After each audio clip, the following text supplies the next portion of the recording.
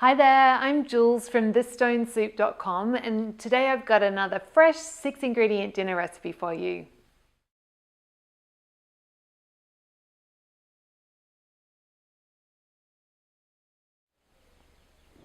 Okay, for our cheeseburgers, I've just grated and grated my finger as well.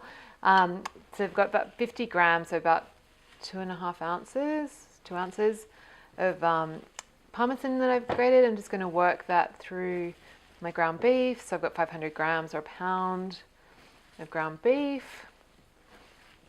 And so you just want to mix it through. And because the cheese is quite salty, I'm not going to add any extra salt to these. And then I'm just going to divide it into 4 patties, because you could make 2 large ones or 3, it's up to you. But I find 4 is a good number, just makes it easier to cook. So while you can hear my burgers sizzling away there, I'm going to, I'll show you them in a sec, but I'm just going to make my salad. So I've just got 1/4 of a red cabbage and I'm shaving it using my mandolin, which it's always hard work, but it is worth it because you get much finer shreds of cabbage. But if you don't have a mandolin, just use a sharp knife and do your best. And there's always a bit of cabbage at the end that won't go through the mandolin, so I usually just roll it up and chop it with a knife, and then you get a couple of bigger, chunkier bits in with the slaw, which I think is quite nice, but it's up to you. And then I've just got a small bunch of coriander or cilantro.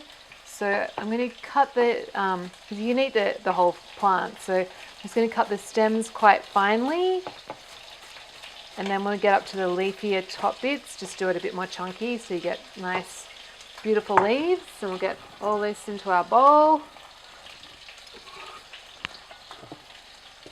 And then I've got my Chipotle mayo, or you could just use regular mayo. So 2 heaped tablespoons should be enough, but depending on how